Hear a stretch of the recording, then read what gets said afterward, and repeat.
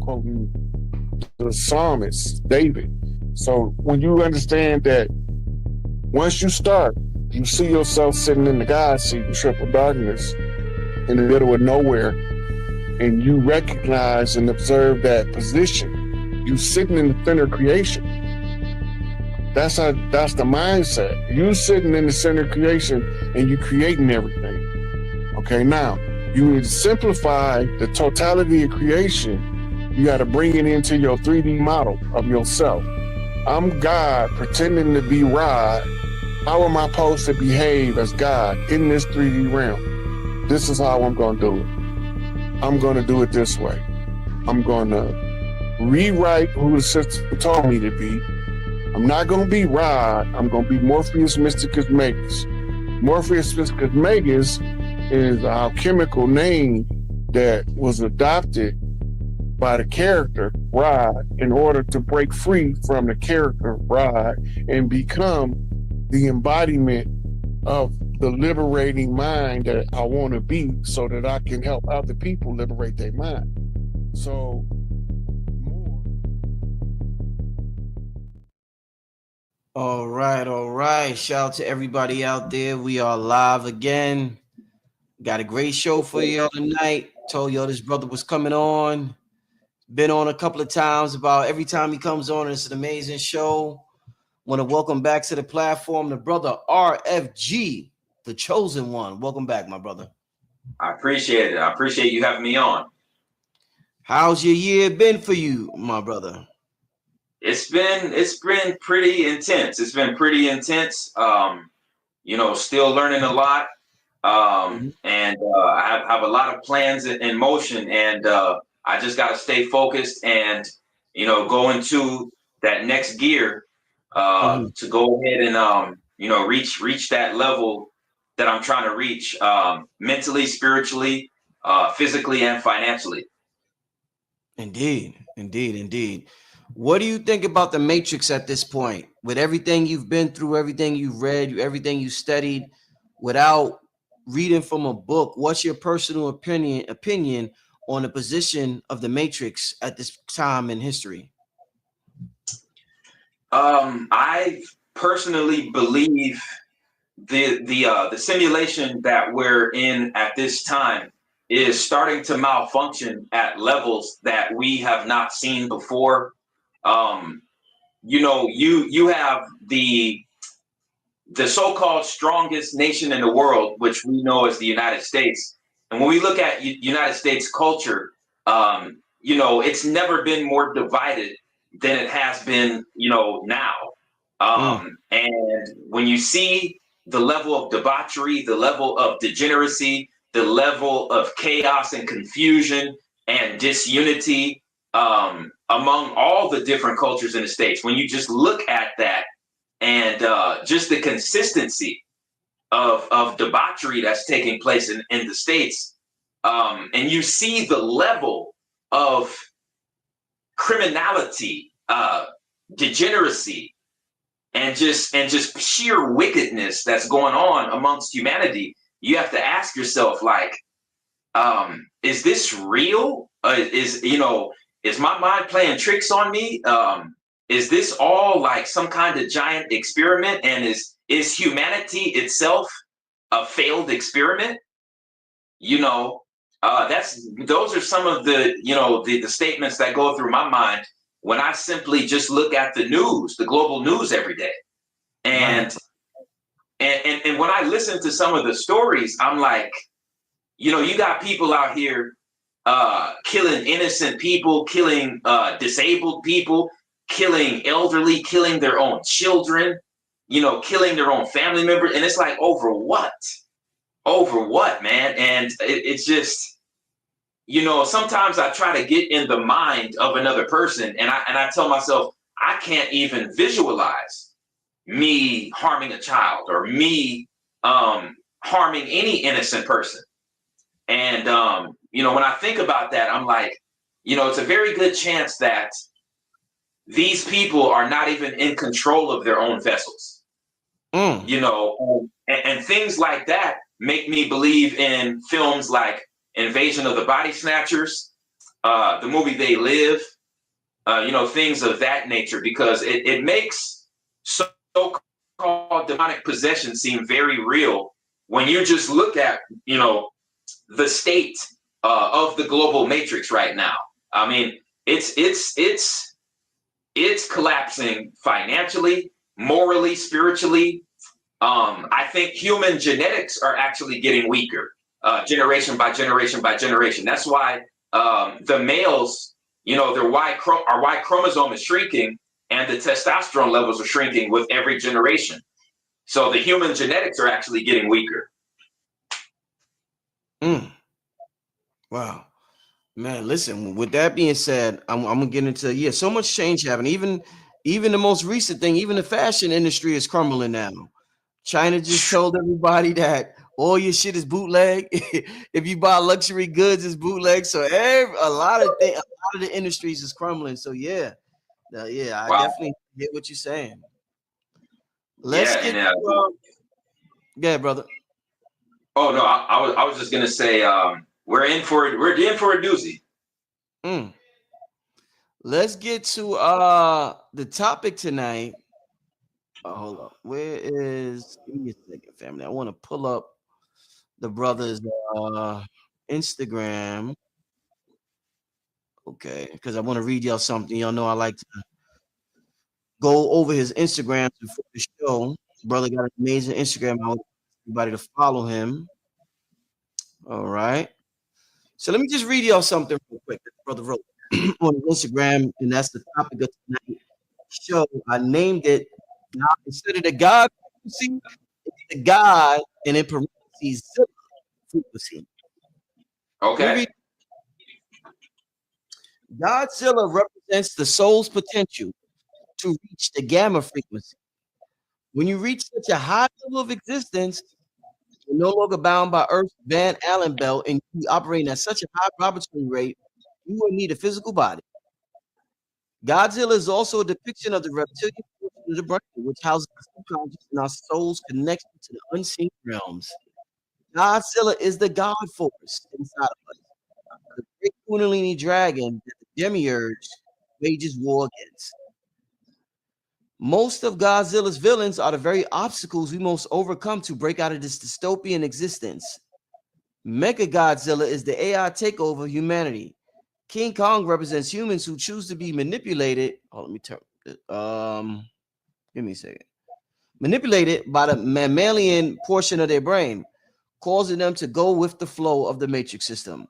Space Godzilla was created by merging the DNA of Godzilla with the DNA of an interdimensional being who came to Earth through a vortex portal. Space Godzilla is a depiction of the power of DNA manipulation and to remind us that we may have clones of ourselves existing in unknown areas. Hedorah uses how do you say that word? Hedorah? It could be Hedorah. It could be Hedorah. Hedorah, okay. Hedorah uses smoke, fog, and pollution as a weapon against Godzilla. Hedorah is a reminder for all of us to do everything we can to fight against global pollution. Kamacuras is a giant malevolent mantis, and it's quite obvious Kamacuras represents the mantis insectoid extraterrestrials that live underground, and he represents their leader, the god Kagan. Mothra was Godzilla's enemy and later became Godzilla's ally. Mothra possessed deep psychic abilities which allowed it to warn Godzilla of future threats. Mothra also possessed healing powers just like the Mothman of West Virginia. Ghidorah, the triple-headed dragon, is the cosmic triquetra, which is the divine feminine and divine masculine merging together to create a new life, the real Holy Trinity, which also opens a vortex portal to reach higher states of existence. Yes, all sir. right. What a read. Listen, RFG, man, with this post that you put up here, what message was you looking to convey to the family? What was the main theme of this right here that you was looking to convey to everybody? Because I found this post quite interesting. Basically, this week, we're hosting a free trading and investing workshop right here in Scottsdale. Inside this workshop, you'll learn you don't. Most of most of the images and most of the deities that have been vilified by mainstream media outlets and by religious institutions, most of the deities that have been vilified actually hold the true wisdom to get out of the matrix. So for instance, you have a character known as Godzilla, whose real name is Kaiju. Kaiju meaning supernatural beast. Supernatural meaning someone who has vibrated at a high enough frequency to break out of nature's boundaries, right? Because nature is a recycling realm and a realm that wants to keep energy trapped inside of it, right? So the whole goal is not to become natural, to actually rise above that, become supernatural, so you're not bound by the recycling process of nature. And when you look at the genetic composition of who Godzilla is, it's a reptilian demigod, basically, that has reached a gamma frequency, able to shoot gamma radiation out of its mouth. And when you look at what Godzilla's mission is, it's to completely destroy the entire matrix. That's why Godzilla is always destroying the cities, the concrete cities, because that's what is destroying, nature. And that is what is distracting humanity from tapping into the supernatural aspects of this realm, are the concrete cities. And that is what Godzilla destroys. And so it's absolutely amazing what they did to human perception with Godzilla, because they got everyone to view Godzilla as the bad guy. So Godzilla is the main character, but they got all of humanity to view Godzilla as the bad guy, when in reality, he's the good guy trying to destroy the damn Matrix, which is nothing but a parasitic existence on this earth. And the villains who are sent out to destroy Godzilla, the humanity in those films, they view Godzilla's villains as the good guy. So when you look at the humans inside of the Godzilla universe, they look at Godzilla as the bad guy, and they look at his villains as the good guy, because they want the Matrix to stand up. But all of the villains that belong to Godzilla, all of those villains represent different aspects of the world that we have to defeat and overcome in order to break out of the Matrix. We have to help Godzilla destroy this bullshit. You see what I'm saying? And when you look at it even deeper, Godzilla is the Kundalini dragon that exists in each and every one of us. All of us have an inner Godzilla. That's why, why would they call an evil villain God anything? We have to start using critical thinking. This looks like a reptilian beast from hell, but they chose to name it God. Why? Because that they understand what the true God force really is. And they understand that the dragon Kundalini that, exists in, over half of the people on the earth, they understand that's the true God force. But in their Hollywood films, they always make the good guy look like the bad guy. That's their MO. And that is their mind F, to keep everybody in the back of their minds thinking, oh, this is just science fiction. This is just science fiction. There's no deeper meaning to this. This is just for entertainment purposes only. And they're sadly mistaken, because the Freemasons who control the entertainment industries, they understand what the true God force really is, and that was the main purpose behind them, making the Godzilla films. Mm-hmm. RFG, we always mention these terms, like you mentioned the term the demiurge, and we mentioned, and you always talk about genetic manipulation and gene splicing and things of that nature. According to your research and your study, who was responsible? What entities was responsible for putting the Kundalini force in humans? Like, how did humans? Did we always have this Kundalini force, or did somebody manipulate the human DNA to include this Kundalini force, this dragon force within us? The deity responsible for that is the same deity that they placed in the Garden of Eden, the serpent that they placed in the Garden of Eden in Genesis. And it's crazy because when you look at Christianity, right, they vilify the serpent. They vilify knowledge. You know what I'm saying? Because all Eve biting the apple did was give her knowledge that the God of the Bible didn't want her to have. But before Christianity took over the world through brute force, you had people on every continent worshiping a serpent, worshiping a dragon, worshiping the Kundalini cosmic force, building pyramids, having super advanced free energy technology on every continent. They worship the serpent. So basically, when you have two conflicting ideologies, that tells me that somebody's telling the truth and somebody's lying. It was really great to have one website for all the Cactus Jack's dealerships in town. Cars, trucks, vans, SUVs, Jeeps.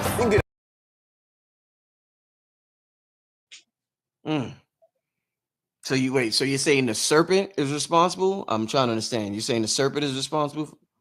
Absolutely. And the serpent in the Garden of Eden can be depicted as Enki in the Babylonian text, and as well as Prometheus to the Greeks, because Prometheus was the god who stole fire from Zeus and then gave that fire to humanity. And Zeus then confronted Prometheus, struck him down with lightning, bound him to chains where he would have his liver eaten by a vulture for eternity.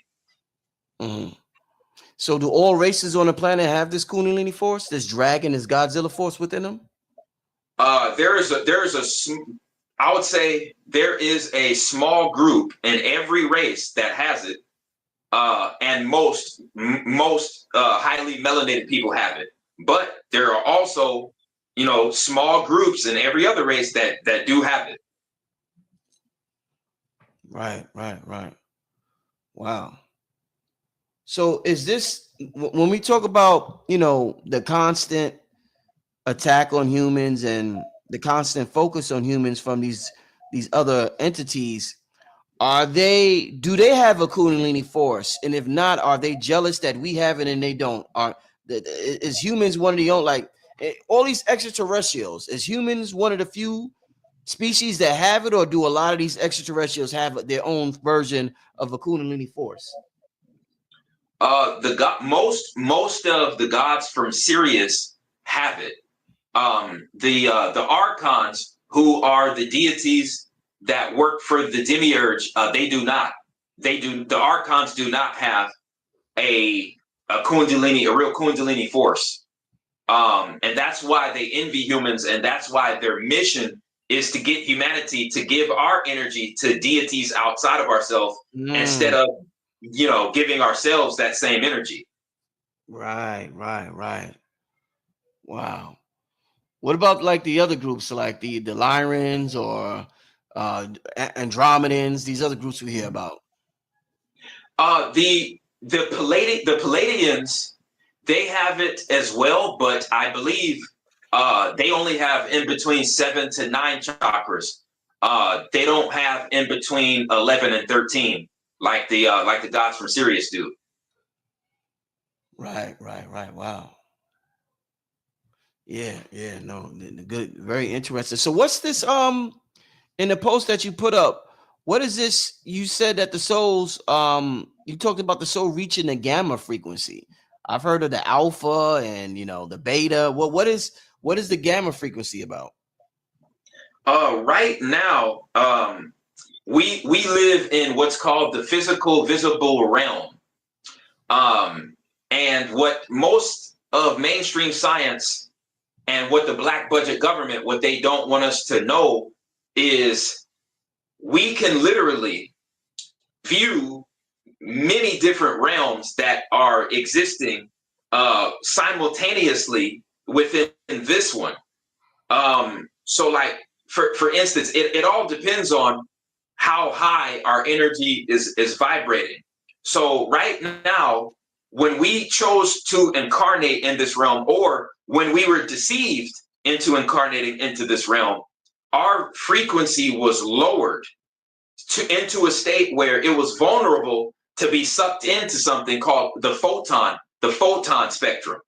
So any light, any form of light that vibrates low enough is vulnerable to being sucked into the photon spectrum. And soon as you get sucked into the subatomic fields known as the photons, you now become visible matter. You see what I'm saying? When you leave the photon spectrum, you can no longer be viewed at all by the physical eye.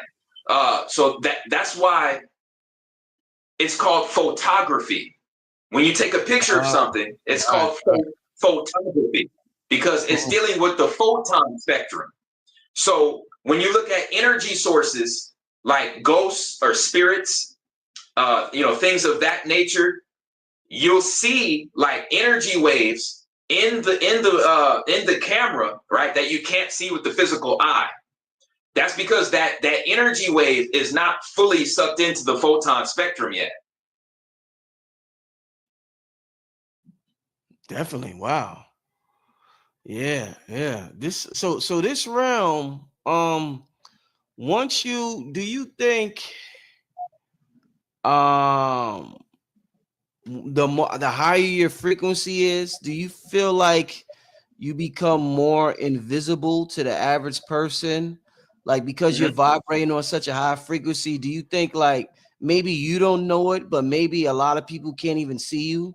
So maybe that's why people appear to be lonely, because to the average person, they're really not even there because of the frequency that they occupy? You're absolutely correct. You're absolutely correct. When you reach a certain point of awareness in existence, you're actually going to start to repel people away from you. A lot of times, they could be more preoccupied with the illusions of the matrix, or they can be actually repelled by your frequency, because your light is shining so bright. Mm-hmm. And I was going to say, you have the photon spectrum. All right. And then below what they did to confuse us was they renamed the photon spectrum the visible light spectrum. So they call it the visible light spectrum when it's really the photon spectrum. Mm-hmm. And then below that, you have ultraviolet. Yeah, you have ultraviolet spectrum, the X-ray spectrum. Oh no, that's actually above that. Okay, so above the visible light spectrum, you have the ultraviolet spectrum, the X-ray spectrum, and then you have the gamma frequency, the gamma spectrum. And below the visible light spectrum is the infrared spectrum, the radar spectrum, the FM, and the TV. And then below the radar is the radio spectrum, and that's the lowest one, where you need the antennas. And that's why insects have the antennas, because they're vibrating low on the radio spectrum. Mm.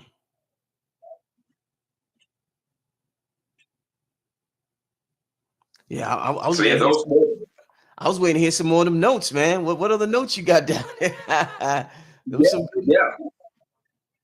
Oh yeah. But these are just the spectrums that exist outside of the visible light photon spectrum.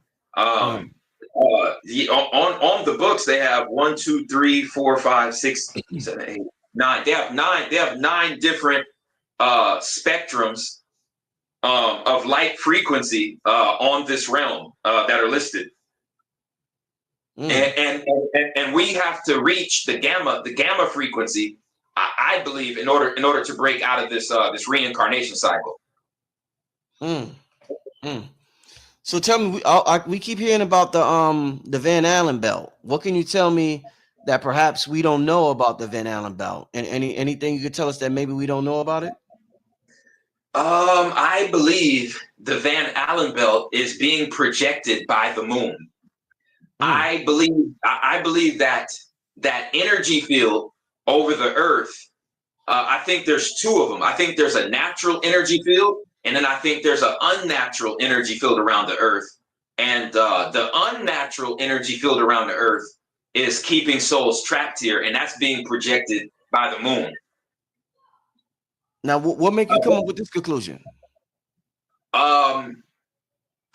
Many different cultures stating, about basically the moon's real history.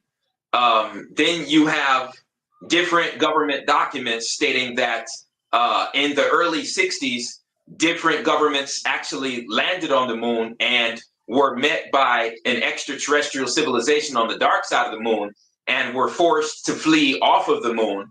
And that is why they then had to come back a few years later and stage a moon landing to get everybody to think that, they landed on the moon that time, when in reality, they landed in secrecy and they were kicked off of the moon, and that's why they haven't returned.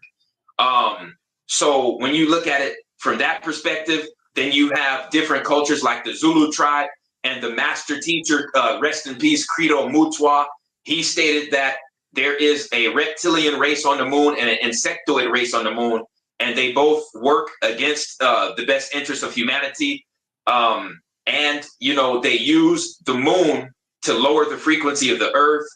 And then you have different forms of symbolism which tie the moon to being low frequency and to being used as a device to keep human souls on the Earth. They even made a video game depicting the moon's real function, and it's called Pac-Man. Oh, and then we have to ask ourselves, who would go through all of the risk factor, the time, the effort, and the years and years of work that it would take to even establish a secret civilization on the moon, and to alter the moon's composition, turning it into a space station to put a energy field around the Earth? I mean, why? Do you understand how long that would take and how much effort that would even take? So you see what I'm saying? And you have multiple cultures co-signing this information, different black budget government documents co-signing it. And it's like, why would they go through that level of work? You see what I'm saying? It would have to be true.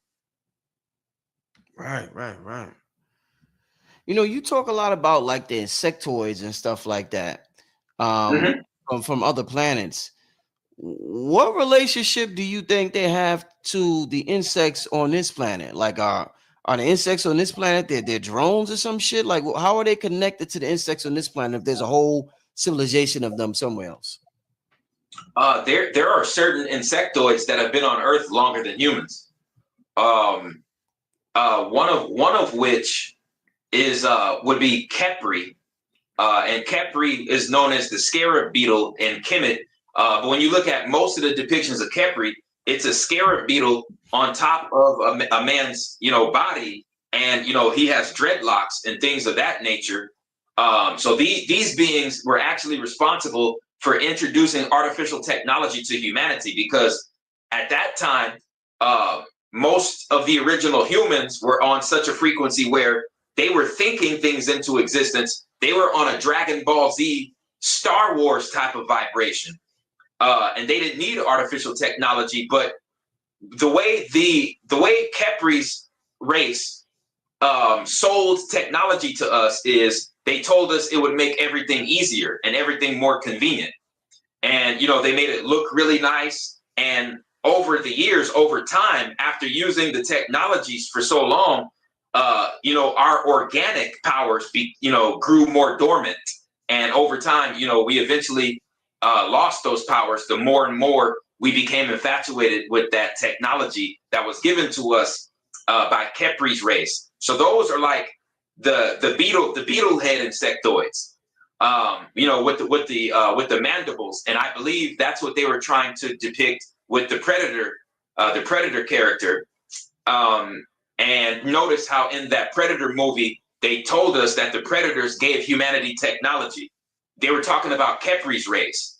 And then you have the other malevolent group, which are the mantis insectoids. Now, when you talk about alien abduction, a lot of the alien abduction cases, they're saying that the deities that are over the graves are the mantis insectoid beings, and they say they're the ones who basically give orders to the graves.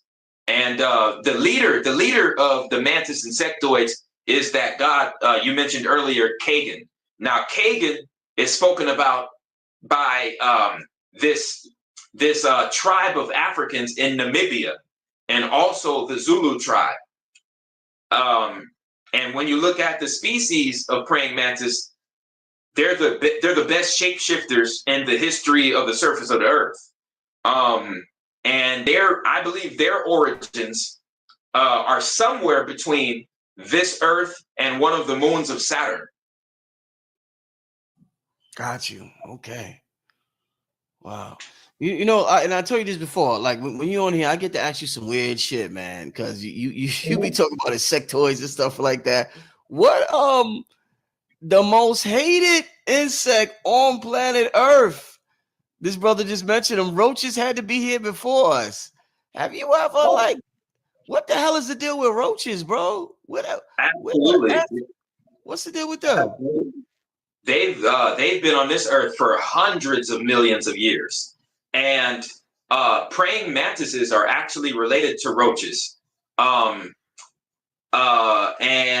basically, you have a roach, you have a water bug, and then you have a praying mantis. When you look at the water bug, the water bug is a roach with mantis arms. That's basically what a water bug is. And when you look at the genetics of the roach, the water bug, and the mantis, they all originated from the water.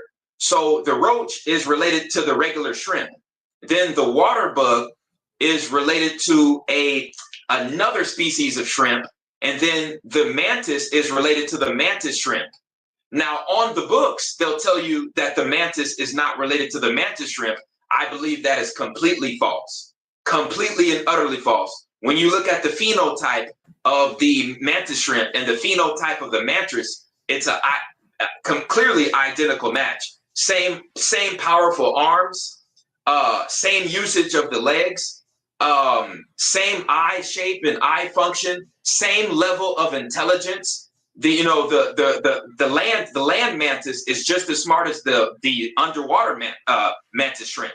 They're just as intelligent. The land mantis can shapeshift, and the mantis shrimp can change its color to any color. And like I said, the roach, the water bug, and the mantis are in the same family, and so is the shrimp and the mantis shrimp. They're all related.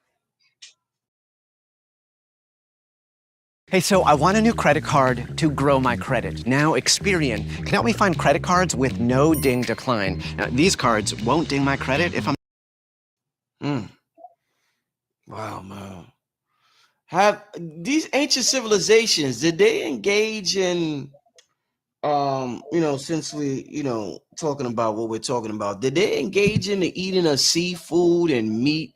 We always hear about our ancestors was vegan or our ancestors was this. From what you know, the ancient civilizations, were they vegan? Did they eat these animals? Did they eat these insects? Because some cultures right now eat roaches, insects, all types of shit. Worms, everything. So any knowledge of what the ancient civilizations ate in terms of food? The original mound builders, the original pyramid builders were mostly vegan. And I'll say somewhere in between 90 and 95% vegan. The only time they ate meat was during certain ceremonial events, and different meats were considered a delicacy in those cultures. So that's in Kemet, places like Kemet, Kush, Atlantis, Lemuria, and the Maya. The original Washita, the original Calithians, it's pretty much the same. Wow. King Simon wanted to ask. Shout out to King Simon in the chat. He said, ask him this, Rich. If the moon is a low frequency entity, in your opinion, would it also make the feminine energy Earth a low frequency also? Beautiful question. Beautiful question. You know, and we gotta start applauding people when they give us, you know, good questions, because, you know, sometimes, you know, that's not always the case. But yeah, definitely, you know, the feminine frequency is the yin frequency. And that is the representation of those energy fields that trap those low frequencies of light, and it gives the light the illusion of being matter. And that, you know, that realm is the realm we're living in right now. That is the physical matrix, and it is ruled mostly by feminine energy. So that does, by default, make the feminine energy more of a lower frequency. Indeed, indeed.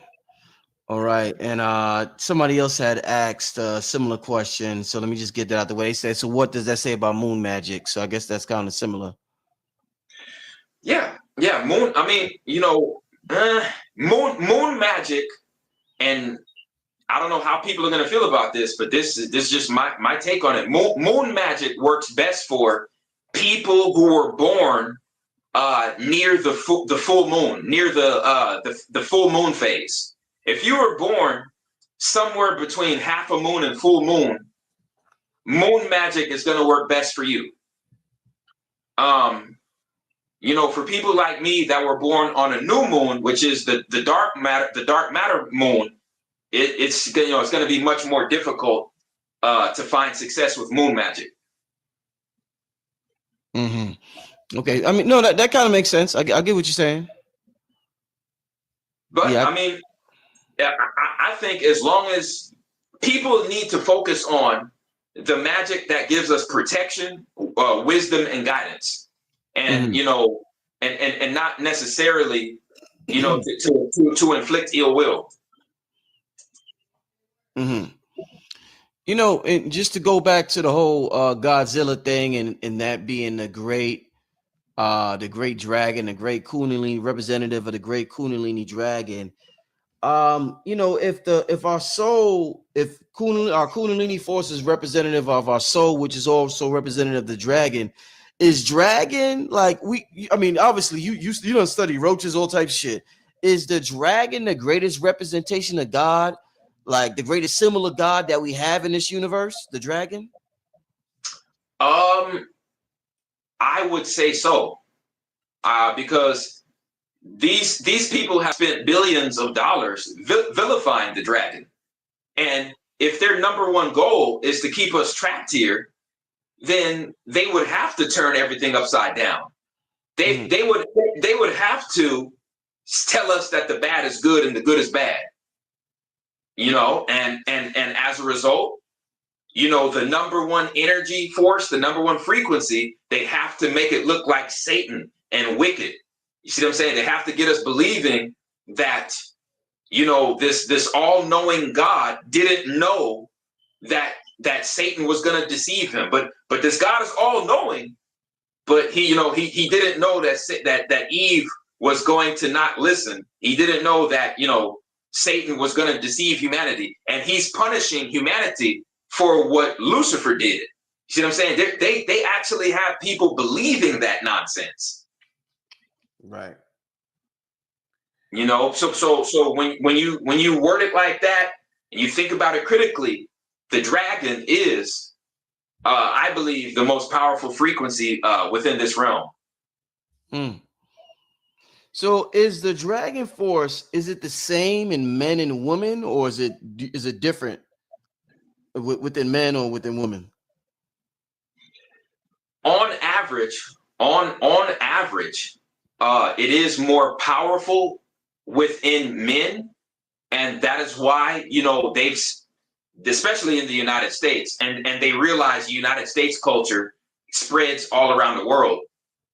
So, you know, they had to take the power away from the man in the States to attack that force, because the man is the yang energy. And the only way we're getting out of this matrix is if we increase our yang energy. They want to destroy the yang energy to keep us trapped here. That's why they're trying to block out the sun. They're trying to, poison the water, poison the food, lower the testosterone levels, because that yang frequency is going to cause us to reach the gamma frequency. And that means that, the moon's Van Allen belt no longer be able to contain us. And then at that point, we achieve something called moksha. In Hindu, they call that process moksha, where we exude so much of the yang, the yin can no longer hold us back. They tricked us to get us to think that the yang needs the yin. That's a bunch of garbage. Yin and yang are frequencies. They're not polarities. They're frequencies. They're not polarities. Polarity deals with magnetism. This universe is not built or based on magnetism. Remember, when the atoms connect to the other atoms, it's negative electron to negative electron.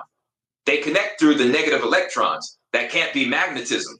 95% of all known elements are non-magnetic. The Earth can't have an iron magnetic core that burns at 7 to 10,000 degrees when iron melts at 2,800 degrees. See what I'm saying? So, all these lies get us focused on the wrong energy source, when we're really supposed to be focused on, the dark energy, the ether, the kundalini. They got us focused on magnetism, when magnetism is one of the rarest, weakest forces known in existence. How does one focus on the ether? Like, what would you tell somebody if they say, "Yo, RFG, I want to focus on the ether"? What would you tell them to do? Get rid of everybody in your circle that means you no good. So basically, I don't care if people have been, acting like they want your best interest. If they're around you physically and, you're still questioning whether they should be in your life or not, to me, that tells me that they shouldn't. And you need to be much more focused on finding yourself and your own, soul's purpose. And you have to cut a lot of people off, and you have to take out scheduled time to go out and get sunlight daily. Sunlight, grounding, semen retention. Semen retention is extremely important. And that's why they want us focused on porn and the Kardashians and social media culture and Instagram models over and over and over and over again, because they want us to give up that kundalini ether frequency, right? That exists in the male orgasm. That is 100% creative kundalini that we could be using, to raise our gamma frequency and to cause us to gain more light codes. So you take baby steps first. You go 7 days. You go 7 days without ejaculating. You go 14 days without ejaculating. You go 21 days without ejaculating. Then you go a full 30 days without ejaculating. And I tell you what, when you go your 30th day without ejaculating, and you're eating 90 to 95% alkaline fruits, vegetables, grains, and mushrooms, and you're not eating beef, you're not eating pork, you're not eating seafood, you're staying away from Monsanto food, you're not eating dairy, you're getting your sunlight, you're working out, at least, 2 to 3 times a week, and you're not listening to negative music anymore. You're listening to more classical music, you're listening to alternative music, you're listening to more opera music, just more high frequency music. You're going to see everything around you change. I guarantee you, if you go through those steps, you're going to see everything change. You're going to have more energy. You're going to have more creative, innovative thoughts. You're going to have a better memory. You're going to have more energy, more stamina.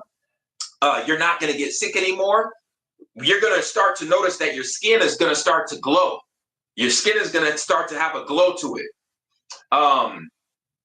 And a lot of people around you, you know, who are on a lower frequency, they're gonna feel uncomfortable just being in your presence. You know, and that's how you start. That's just the start of, you know, reaching that gamma frequency. And if you want to take it to the next level, you're gonna have to live like a monk, like either a Buddhist or a Taoist monk, because they're ahead of us. I want to give a shout out. Got a super chat from the brother Zilla. He says, been on this frequency for a long time. Ask him what caused him to speak up now. He's talking about me? Yeah. Oh, I've been dropping this information since 2015. Yeah. He's been dropping in a while. Yeah, they terminated my YouTube channel June of 2021, but I had over 500 videos, about 100,000 subscribers and over 11 million views with those 500 videos, and they got rid of it. You can see over half of those YouTube videos that they banned on a Rumble channel called Vegan Lion, and it's one word. And it's on Rumble. Somebody said, what the info for the woman? They want to know about the woman. You was talking about semen retention with men. The equivalent for the woman is just abstinence and doing everything that you can to not only fulfill your life purpose, but if you do find a man that you feel is worthy of your presence and worthy of being your counterpart, you should do everything in your power to put yourself in position to where you can do your best at becoming a teammate, for that man, not working in competition with that man. You need to be focused on being that man's teammate. And if you do have children, you want to make sure that you're doing everything in your power to be a nurturer, an emotional support system, the first guide or the first teacher for that child. And, you're doing everything in your power to make sure that that child has better opportunities to succeed than what you had. And if not, you can do the monk thing too as a woman. You can raise your frequency as well as a woman. But I will tell you, as a woman, you're going to have to deal with a lot more temptation to be sucked back into the matrix as opposed to a male. But it is possible. It is very possible. And, there are women who have reached that level, but they don't get publicized. They don't get any attention because the agenda is to attack the psyche of the woman as well, because everything is revolving around the woman, because they dictate the frequency of the whole culture, because they decide whose babies get born and which males get sex and which male bloodline gets to continue. They decide that. And you have to make sure that when you choose a mate, make sure he's matching you on a mental and a spiritual frequency first before it gets physical. The faster it gets physical, the quicker the relationship is going to end. You see, when you talk about you wanting something to last long, you have to make sure it's a mental and a spiritual match first. But yeah. And the ironic thing about women reaching that gamma frequency is most men are more easily capable of doing that. And, there are certain women who can do it as well, but the act is called moksha, and moksha is a feminine name. Yeah. I heard a sister on Instagram talking about moksha. Yeah. I'm curious, what was your thoughts, us talking about the God frequency and raising these our powers and things like that. What's your thoughts of what recently happened in Egypt or Kemet with the finding of the halls of Amenti and that structure underneath the pyramid. I want to know your perspective on it. I heard a lot of perspective. What's your perspective on what happened? This may ruffle a little feathers and may rub some people the wrong way, but I'm not believing nothing that I can't see with my own eyes at this point. I'm not believing nothing that they found under no pyramid until I see factual photographic video evidence of it. Because as far as I'm concerned, they've only shown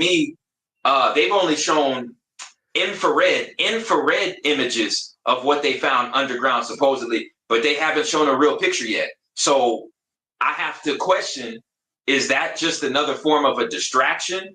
Because if what they're saying is factual, okay, get the excavation team down there, get the archaeologists, the paleontologists, the scientists, get all the professionals down there, get the media down there, and then contact the Egyptian government and make it a tourist attraction. If that's really what you found down there.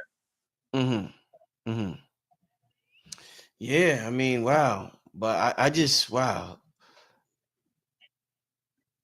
I'm just thinking, I'm like, damn, why would they run with that? They could have, if they wanted to distract us, they could have used 10 other things to distract us with.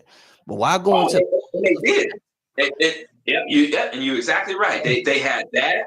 They had the Sudiksha girl getting abducted.